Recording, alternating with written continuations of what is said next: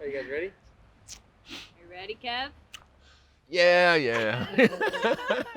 Let me get my TV smile on. Hi, my name is Kevin Allen, and I'm a resident at 30 Bellevue. I've been there for a year. I was raised by my grandparents because my mother was not able to raise me, and my father I never knew. And so after moving out in the suburbs, I finished high school. By moving out, I was always shortchanged, and I got involved with drugs and committed a robbery. And from then on, it's been like numerous incarcerations and over 30 years of addiction. My girlfriend lives in a subsidized housing. Because of that, they check backgrounds significantly. Over the 15 years in and out of active addiction, I've spent time at her apartment, but I never could move in because of my background. After being homeless for a long time, and I mean living in her house, I mean I would come in basically and sleep for 3 days and go back out and use, really wasn't using.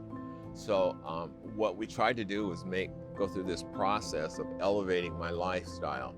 So we started out trying to stay in a mission, and then we tried to go to sober housing, and then we went to staying at her house for a month at least, and then finally this opportunity came along when I was sober, and I was told about 30 Bellevue.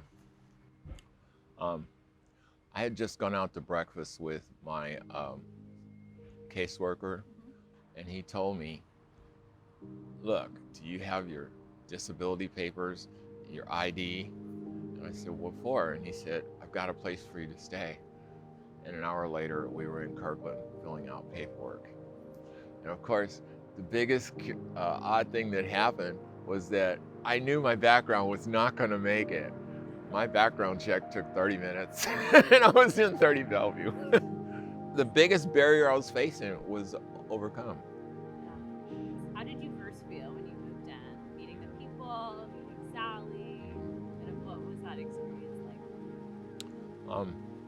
Well, it felt equally supportive, and it made it easy to transition from somewhat of a dependency on a caseworker that was working out in the community to a caseworker that worked with this small community.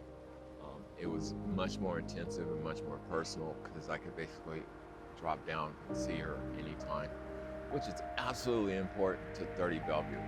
My other caseworker, I'd have to make a phone call, or I'd go in and have to wait an hour to talk to him. And with Sally, I'd come in and wave out the window, and she'd say, just a minute. And I'd sit down for 10, maybe 15 minutes, and then we'd have this discussion that was, more about celebrating me than it was about how can I help you. And so it was this thing that elevated my self-esteem, and at the same time helped me feel supported, like I can move on and I won't fall through the cracks. Now, the thing I enjoy about 30 Bellevue, besides the underground parking, is is opening up my shades in the morning and the sun shining in, and I look out my window and there's this forest of trees, and it's so serene. To look around my apartment and see that it's decorated in a comfortable manner that I myself did, which is an accomplishment that's huge.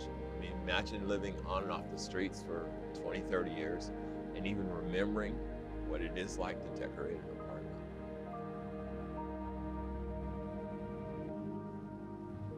Well, my short-term goal is to make it through life without relapsing. It is the foundation to my future. My school goals, I started out looking for a school I could even go to, and Ari said, look, go try Bellevue College. He had a relationship with him, and he told me the person to talk to. And she helped me determine an interest in chemical dependency. And I'm like so prepared for that. So I decided to do it because it was interesting, it was short term, and the field is just wide open right now. So I've pursued it. Now I have 3 classes remaining, and I have had a 6-month internship, and so I'm about to graduate from that probably next March.